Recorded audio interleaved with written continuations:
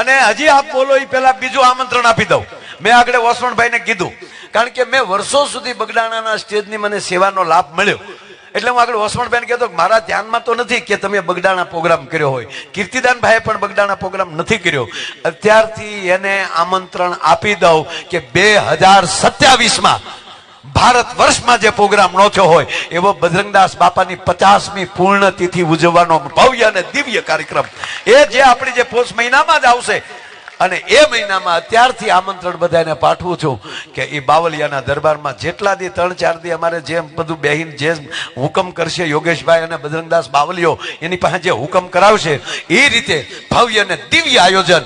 એટલે 2027 પોહ મહિનો ભૂલી જતા નહીં. એમાં જે તારીખ આવશે જે મુહૂર્ત આવશે એ તારીખ પછી ડિક્લેર કરશું. પણ એડવાન્સમાં આપ બધાને 2027માં બગડાણામાં પધારવા ભાવ ભીનું આમંત્રણ. બોલો શ્રી રામચંદ્ર ભગવાન કી. યોગેશભાઈ, બહુ સરસ એક પ્રસંગ ચાલી રહ્યો છે. પહેલી વાર બોલું છું મુંબઈમાં. અને આ બધા ગુજરાતી નો સમજતા કે જો હું હિન્દીમાં ચાલુ કરું.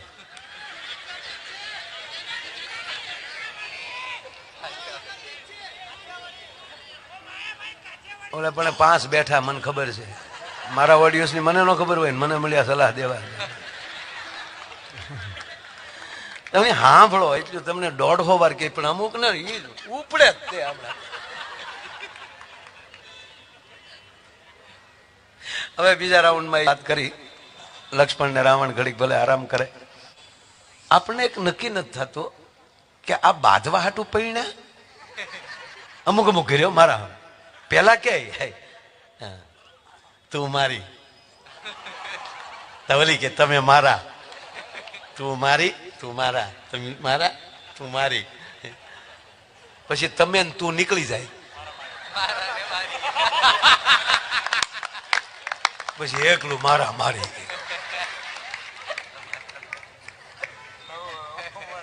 એક દીકરી સાસરે જાતી હતી, દીકરી વિદાય થતી હતી, ગાડી આવી ગઈ, ગજરાવાળી ગાડી આવી. બેટા તે તો હમણાં ગાડી નજરે તરી છે. અરે અમારે એટલા વર્ષ થઈ ગયા, આજે 35 વર્ષ છે આ પૈણે. કેટલા મારા લગ્ન છે 35 વર્ષ થઈ ગયા, પણ હજી કોક વરરાજાને જોઉં ને તો હું વરરાજો તો એ દેખાય જ છે. એટલે દીકરી સાસરે જાતી હતી એટલે ગાડી આવી ગઈ.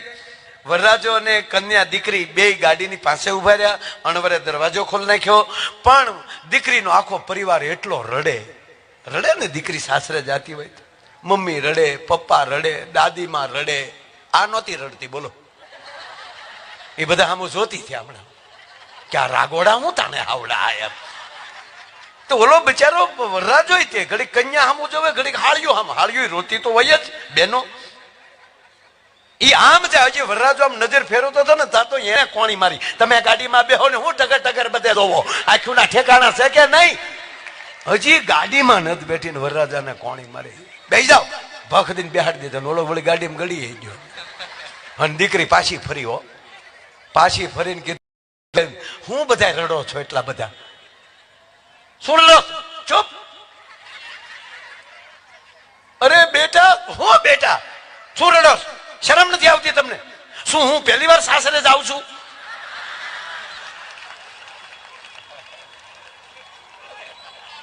ત્યારે ખબર પડી કે એટલે આખું ઘર રહેતું રડતું હતું. બેટા હવે ડાય થઈને રહેજે મારી માં.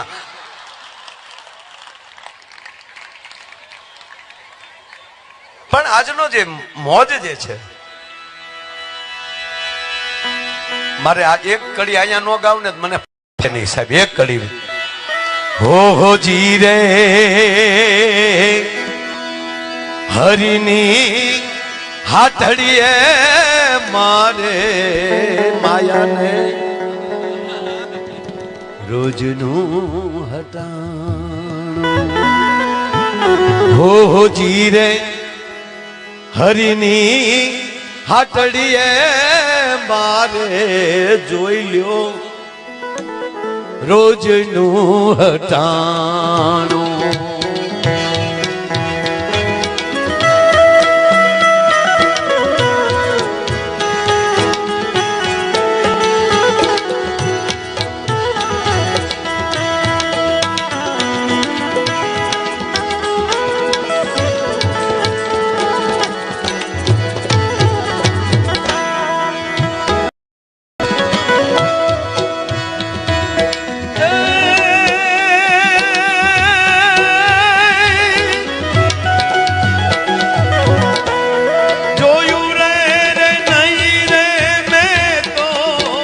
ટાણું કે કટાણું રે હરિની હાટડીએ મારે રોજનું હટાણું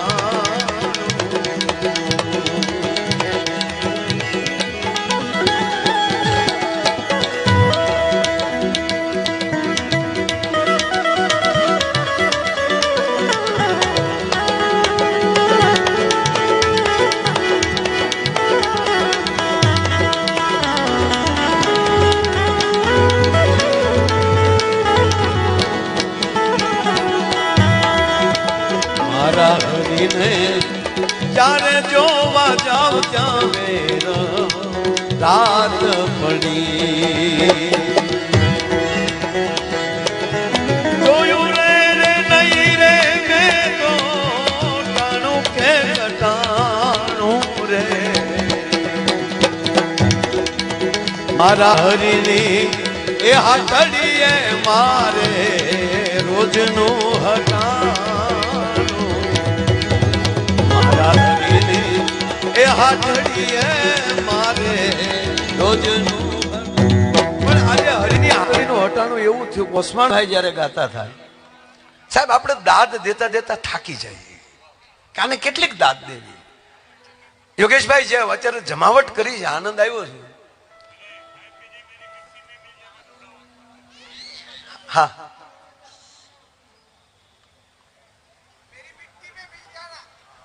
આગળ આગળ આગળ એને બોલાવીને કહી જ દઉં ઓસવણભાઈ તાત્કાલિક આવજો પછી પાછા તમે હા કારણ કે હજી એને રાઉન્ડ પૂરો જ કર્યો છે અને મારા મને જે અમે પ્રસંગ એક લીધો ને એ વાત એ કહું છું કે નહીતર અમે કલાકારો આમ બેઠા હોય પબ્લિક તાળીઓ પાડે તો આમ જોઈ બીજો ગાતો હોય તો એ લહેર લૂંટી લેવાય हो रुपया आप्या दोनों दंपति संतों ने बोलाव्या हामिया हालता था बहनियों मारता था एमा बाजू वाला ने नो गम्યું કે આની પાસે આવી ક્યાંથી ગયું આ વાત અહીંયા પડી થી પૂરી કરી નાખો અડધી સેકન્ડમાં કારણ કે ભૂખ્યા રહી શકો ઉલટીને ન રોકી શકો ઉલટી રોકવા જાય તો મૃત્યુ થાય અમને કોઈ દી એટેક ના આવે પણ ક્યારેક ક્યારેક ત્યાં વાત અટકી હોય ને એ અંદર હલેલા મારતી હોય ને પછી બહુ હૃદયમાં દુખે હાય હાય હું ઠલવી નો એ કહેવો એ બહેનો બે મારતા હતા તો એની પડખે જ ઓલાય કોણી મારી કે હું કૂદ હામણો લઈને ફરો છો અને ઘડીકમાં કૂદે છો પણ એક કહું મારા બાપ કોઈ જન્મ લઈને હામણો લઈને નથી જન્મતું અને કોઈ જન્મથી જનોઈ લઈને નથી જન્મતું એ તો કર્મથી આગળ વધાતું હોય છે મારા અને સાહેબ આ ધરતીને પહેલી વાર એવો વડાપ્રધાન મળ્યો છે કે કાશીના ઘાટ ઉપર જઈને મારા સફાઈ કામદારોના પગ ધોવે વર્ષોથી કાશીનો પ્રશ્ન પડ્યો હતો એ કાશીનો ઘાટ બનતો હોય અને યોગેશભાઈ મને આનંદ થાય કે યોગી આદિત્યનાથજી ત્યાં ઉત્સવ કરે કાશીના ઘાટ ઉપર અને મારા ગુજરાતના ઓસમાણ મીરને યોગીજી પોતે રજૂ કરે સાહેબ ભેદભાવ છે જ નહીં ભાષા એક કરતા થઈ જાઓ ભારતી બની જાઓ હમણાં સરદાર યાત્રા ચાલી સરદાર વલ્લભભાઈ પટેલ ને 150 વર્ષ થયા એના જન્મ જયંતિના અને ત્યારે હું યોગેશભાઈ બોલ્યો કે જે માણા 2 જ વર્ષ સત્તા ઉપર રહી ખાલી ઓનલી 2 બોલ્યો કે અંગ્રેજી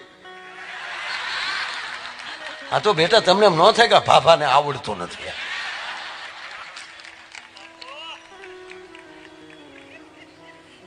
અને 2 વર્ષ કામ કરે અને માં નર્મદા મૈયામાં આ મોદી સાહેબ ગમે છે એનું કારણ એ છે કે એ વ્યક્તિ પસંદ કરે છે એનામાં ભેદભાવ નથી પક્ષપાત નથી જો નરેન્દ્રભાઈ મોદીમાં પક્ષપાત હોત તો સરદાર વલ્લભભાઈ પટેલ તો કોંગ્રેસના હતા પણ એ ભૂલી ગયા કે ના મારા ભારતનો લોખંડી પુરુષ છે એને જે ક્ષેત્રમાં કામ કર્યું છે એને બિરદાવવો પડે અને સાહેબ આઝાદીના એટલા વર્ષ થઈ ગયા કોઈ વલ્લભભાઈ સામું નહોતું જોયું અને મુખ્યમંત્રી બન્યા ભેગા નરેન્દ્રભાઈ મુખ્યમંત્રી બન્યા અને સંકલ્પ કર્યો માં નર્મદાના જળને હાથમાં લઈ કે આ સરદાર સરોવર છે ને સાહેબ, એ મીટિંગમાં અમે હતા અને જ્યારે આખા પ્લાન તૈયાર થયો સ્ટેચ્યુ ઓફ યુનિટી, અને ત્યારે તો નિર્ણય એવો હતો કે જે અંદરથી જે લિફ્ટમાંથી જવાય તો એ સરદાર વલ્લભભાઈ પટેલની દ્રષ્ટિમાંથી જોવાનું.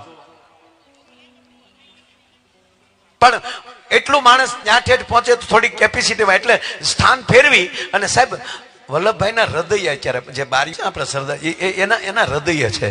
ત્યારે નરેન્દ્રભાઈ શું બોલ્યા ખબર? સરદાર વલ્લભભાઈ પટેલને દુનિયાએ બહારથી બહુ જોયા, હવે એના હૃદયમાં જઈને જોવો એ માણસ કેવડો હતો. એ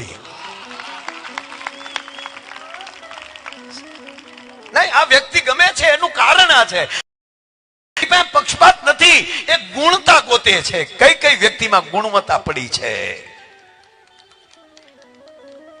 482 વર્ષ પહેલા બાબરે રામ જન્મભૂમિનું મંદિર તોડ્યું અને ઢાસો, એ પછી કોઈ નહીં આવ્યા હોય સાહેબ, પણ એને પીડા હતી કે મારા કેટલા કાર સેવકો મરાણા શાના માટે. 90 માયો 20 વર્ષનો હતો ત્યારથી સાહેબ અરે સાયકલ લઈને ફરતા બાપુ અમે. અને આમ કહેવાય કે અયોધ્યાની યાત્રા સોમનાથ થી ચાલુ કરી કે રામ લાલા હમ આયેંગે મંદિર વહી બનાયેંગે. દેવુમાં ચાલુ કરી યાત્રા, અટલ યાત્રા.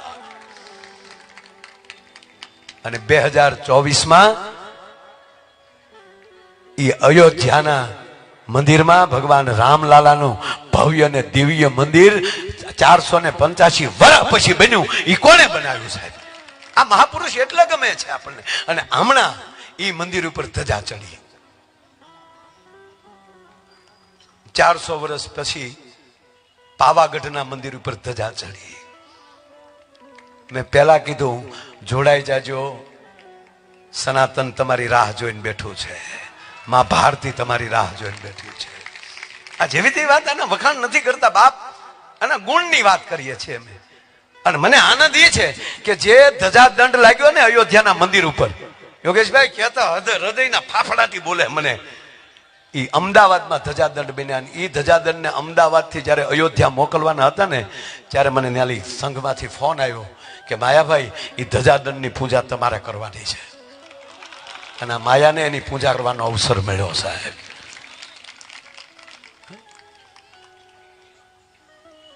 એટલે જોડાઈ જાઓ.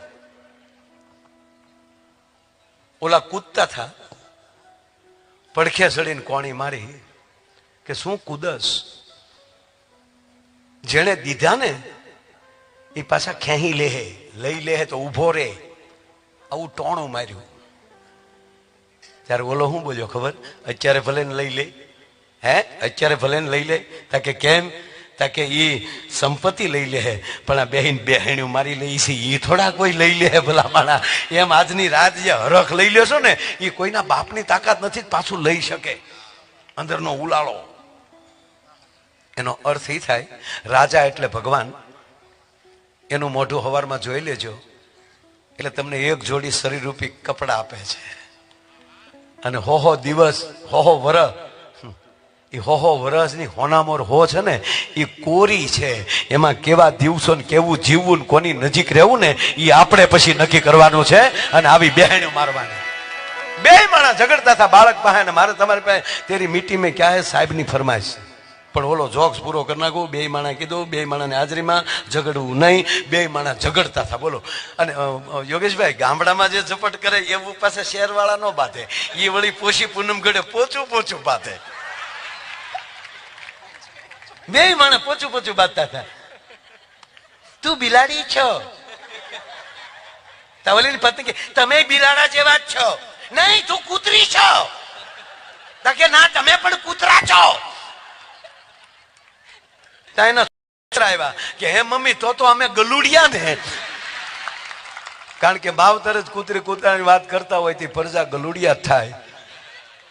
પણ પેટમાં પોટી સાંભળેલી શિવે રામ લક્ષ્મણની વાત અને એ બાલુડાના મુખ સે દીધી ઉડી એની ઊંઘતે દીધી. આ મેં પહેલા કીધું ઈ કે જેની માવુએ પેટમાં બાળક હોય ત્યારે રામાયણના અને ભાગવતના પાઠ કર્યા હોય ને એની ઘરે શિવોજી થાય. નહીતર હમણાં એક હોસ્પિટલમાં બાળક જન્મ્યો યોગેશભાઈ, જન્મતા નગર બાળક બોલે નહીં. જે વસ્તુ જ્યારે સારી લાગતી હોય ત્યારે લાગે. અધિકારી નરમ નો હોય, ડોક્ટર ગરમ નો હોય. આજ મને આનંદ જો અત્યારે મોદી સાહેબની આજુબાજુ પાછા આવા માણસો છે, નહીતર કેન્દ્રીય મંત્રી ટ્રેનને અડે, પાયલોટિંગ ને બધું ફફડાટી નો નહીં, જે જમીનને અડેલા છે આપણી વચ્ચે રહેનારા માણસો છે. મને ગમ્યું સાહેબ, આવા માણસો અમને ગમે. હા, બાકી રામ રામે ન કરી. હે, ઘણા નહીં વહી ગયા હોય અમારા પ્રોગ્રામ. 35 વર્ષથી હું ગાંગરું, ક્યાંક ક્યાંક ગાંગરું છું, બાકી ક્યાંક આવું કરું છું. એટલે જે વસ્તુ જયારે સારી લાગતી હોય, જન્મતા વેત બાળક રડવું જ જોવે. ન રડે તો ડોક્ટર રડાવે, આમ પગે પકડે, ઊંધું કરીને કફ ને બધું કઢાવે. અંડરલાઈન.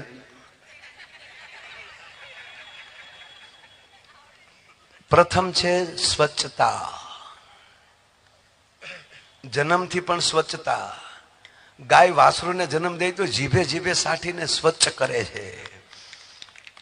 પછી વિચારોની પણ સ્વચ્છતાની જરૂર છે, આંતરિકતાની પણ સ્વચ્છતાની જરૂર છે, જ્ઞાતિવાદની પણ એમ કહેવાય કે સ્વચ્છતાની જરૂર છે.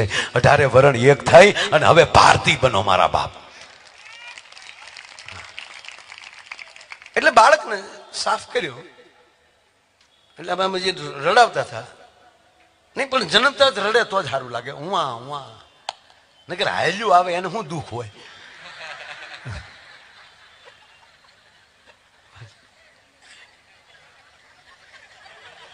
હાસ્ય સારું જ છે, પણ જન્મતા હોય દાંત કાઢ્યા હોય તો ડોક્ટર દિવાલ કૂદીને વયો જાય, કોણ આવ્યો ભૂતના પેટનું એમ. આ બાળક ન રડ્યું ન હસ્યું, બોલ્યો તો ખરો, પણ સીધું પુષ્પાનો ડાયલોગ બોલ્યો, ઝુકેગા નહીં ચાલા. તા તો ડોક્ટરના હાથમાંથી મુકાઈ ગયો વિશાલ, અને સીધો ગાડલામાં પીડ્યો. પછી મારો દીકરો મીંદડી જેવો સીધો પીડ્યો.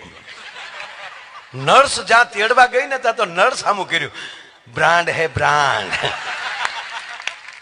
સાહેબ આખી હોસ્પિટલ બઠિયા કાન કરી ગઈ કે જન્મતા વેત બોલે નહીં, બોલ્યો તો ભલે બોલ્યો, સીધો પુષ્પાનો ડાયલોગ કેમ બોલ્યો.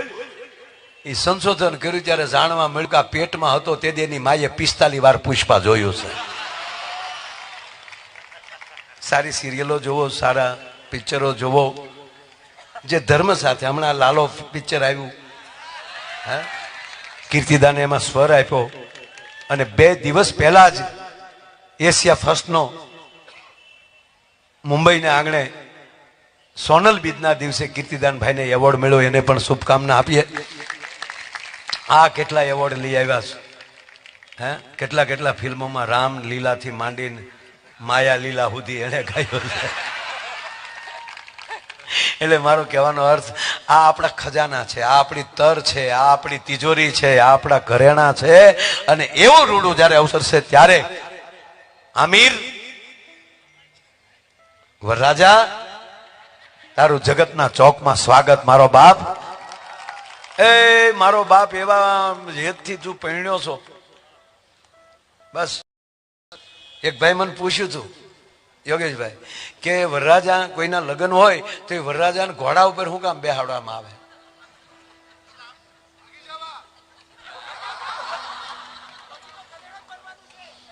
તમારી જેવા બધા દુખી નો છા હોય.